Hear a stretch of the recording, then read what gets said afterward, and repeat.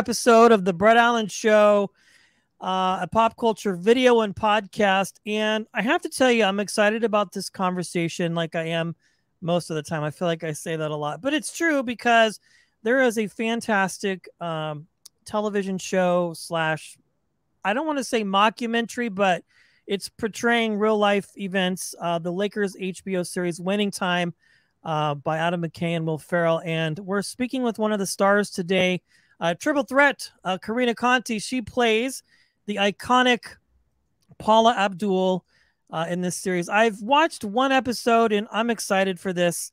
Carina, thanks for hanging out today. I appreciate it. Oh my God, they let you see an episode? Yes, I've seen one episode. Yeah, it came in late. An episode.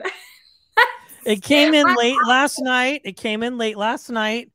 I begged HBO to let me watch, and I got to see one episode. Now, oh my God, this, can you tell me about it, please? I'm actually, I don't know that I can, to be honest, because I think it's under embargo. But just tell then. I know. It's you. I mean, this whole thing is fantastic, like from tip to tail. And it's no surprise that Will Ferrell and Adam have dipped their toes in to the idea of basketball again because of the previous film that they did. But this is just a lot of fun, and it's a lot of nostalgia and a lot of throwback to a time where basketball was just one of the, I mean, it's still popular now, but back then, the Lakers getting started and really just this whole concept. And again, you play Paula Abdul. How did you come about this project? Because it's just so much fun. It honestly, it came to me in a very unexpected way. It took me a while in LA to get representation, to figure out like the kind of representation that I needed. And one of the first things that I did to stay sane in LA was like, I would always take dance classes. And so at a certain point, my friends that I met in class were like, you should get a dance agent. And I showed up to an open call for the Movement Talent Agency with Jim Keith. And I auditioned for their musical theater department and I made it. And so that was one of the first forms of representation I ever had before I even had a manager, before theatrical, before commercial. And at this point, like when this audition came through, I had a manager and I had a commercial rep. And I was getting theatrical auditions through my manager. But this audition came through Jim at the Movement Talent Agency for musical theater.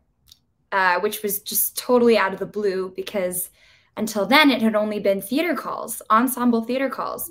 Right. And I'd been with them for like a year and didn't book anything.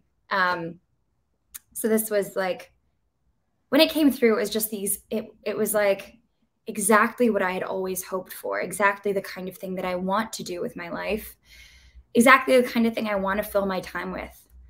And I just feel overwhelmingly grateful that, you know, they thought that I was right for it. I could see it. There is a resemblance between the two. How do you embody Paula Abdul? Because again, we're talking about this like it's right around the Lakers dynasty in the 80s. So it's when Paula was a Laker girl, obviously, and doing a lot of other things. But how much research goes into playing such iconic person? Did you get to meet Paula at all? Was she involved in any of this? Like, how did that process work? I have so much to say about this. Most of the research I did during the audition process, because I think the idea is to like show the casting directors and the producers what you have to offer, like show them everything that you would do if you were given the chance to, you know, portray this character. And so I did all this YouTube deep diving. I did like, oh, nice, watching all these interviews with Paula, like in her very, very beginning stages, and watching even like footage of the Laker girls during the 80s. It's so interesting. And I like that you asked, how did you learn to embody this character? Because it's kind of how I tried to start with the physicality of it. something that makes Paula so unique and what made her such like a phenomenon at this time is that her movement style was different from what was the norm. Yeah. That's what made her so addictive and fascinating. It's just like she had this sense of like the passion that was in her evinced itself in such a unique and different and like enticing way. And so that's kind of like how that was my baseline. I started there. And I keep saying this, but I don't try to imitate Paula at all. I do my best to, you know, start with the physicality and consider the circumstances. And then I just go with what I believe that she felt and the way that we overlap. Yeah, that's a very good answer. I like that because, again, I could imagine, because it's sort of, you know, although it's you're retelling this piece of American pop culture and Americana about the Lakers in the 80s and Paula Abdul really before she was who she is. Exactly. I could imagine for somebody or anybody really, it could be tempting to like want to imitate her a little bit and sort of like, you know, do an impression, I guess you could say, so to speak. But when you're doing something like this and you're focused in on a specific time genre, you know, I think that's great. I mean, there's no better way to research it. Thank God for the internet and YouTube, you know, because there's bajillions of videos out there of her long before, you know, anybody knew who she was. And I think in spite of all the amazing things that she's done, I think that's probably like the one thing that most people recognize about her. But I mean, it's just so much fun. Again, I'm excited. It drops, I believe, this week for people to watch. Yeah. And the cast is just spectacular. I mean, just all of it is so much fun. Were you able to get most of this done after sort of the lockdown-ish kind of time, or did you start working on this before? Because I know this project has been discussed and talked about. I mean, I heard about it almost 2 years ago. Totally kind of, yeah, like they were talking about this. Yeah, so I think I understand that they started filming in like February, March. I started the cast in the summer. And I think testing was really intense. Like you had to get tested the day before and the morning of. It was like very cautious. I definitely felt safe like on set. And I think that they knew to be so safe because they had issues with COVID, over, you know, the past however many months. Yeah, I know. It feels like it's been going on forever. Well, I want to talk about your career as far as musical theater and your theater background, because that is just equally as fascinating. I mean, you've had other great products too, like The Last Tycoon and that sort of thing, but you were Roxy Hart in Chicago, and The Bourgeois Gentleman, and just, I mean, all kinds of things. Chicago, an iconic musical. What was that experience for you like to place again? Another just iconic role and just such a great show with fantastic music. Yeah, I remember the like seeing the email that I was cast as Roxy, and it felt so much like seeing the email that I was cast as Paula. Just like overwhelming gratitude in the sense that like, yes, yes, yes, this is what you've been practicing for. This is what you've been working for. This is everything that you want. And I really wish more than anything, you know, just for an opportunity to do more of what those opportunities gave me. Yeah. So right now what I would love is like more of Paula. Like I'm so excited for season 2. You know, hoping, praying, fingers crossed, you know, that I get to be part of it.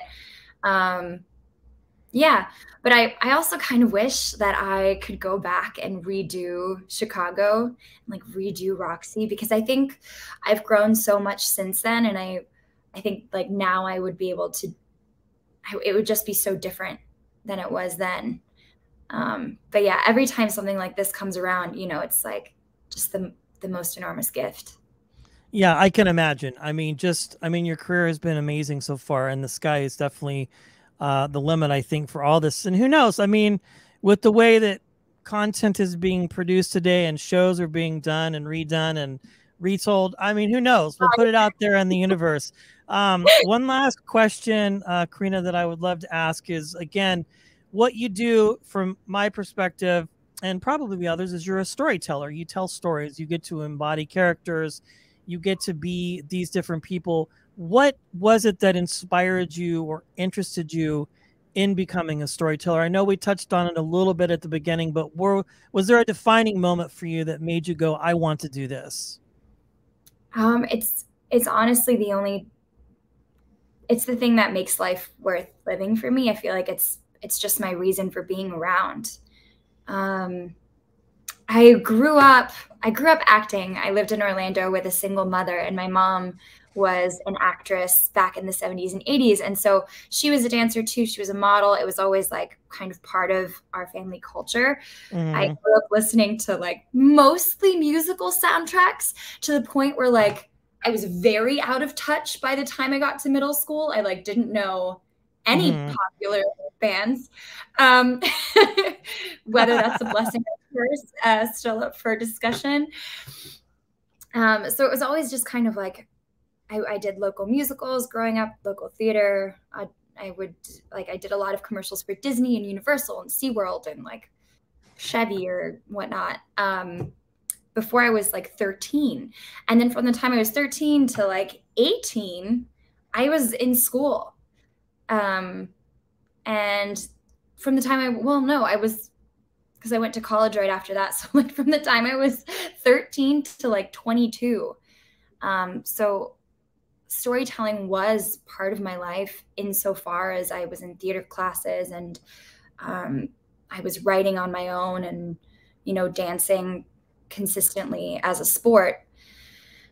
But I think the happiest I've ever been really has been my time in LA.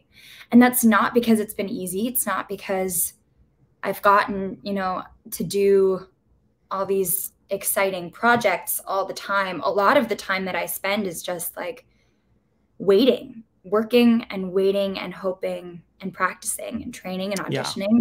That's most of it. And so I try, like my favorite part of the week is dance class and acting class. It makes my week so much better when I got to audition for something because it's an opportunity to like do what I love. I think the whole point of doing what we do, storytelling, is to help other people feel less alone. Yeah. Yeah. The best thing that I have to offer in life, like in a post-apocalyptic sense, I will not be very useful except as an empath. Like that will be my strength. I will keep you sane. I will make you feel seen and loved. And that is what I do. Yeah. Well, we need more empaths in the world, I tell you. And I definitely get that vibe. Well, again, just fantastic work for this. Congratulations on all of your success. I'm excited for people to watch this HBO original, Winning Time, The Rise of the Lakers Dynasty. Our guest, Carina Conti, who plays the iconic Paula Abdul. Thank you so much for your time today. I appreciate it. Brett, you were awesome. Thank you.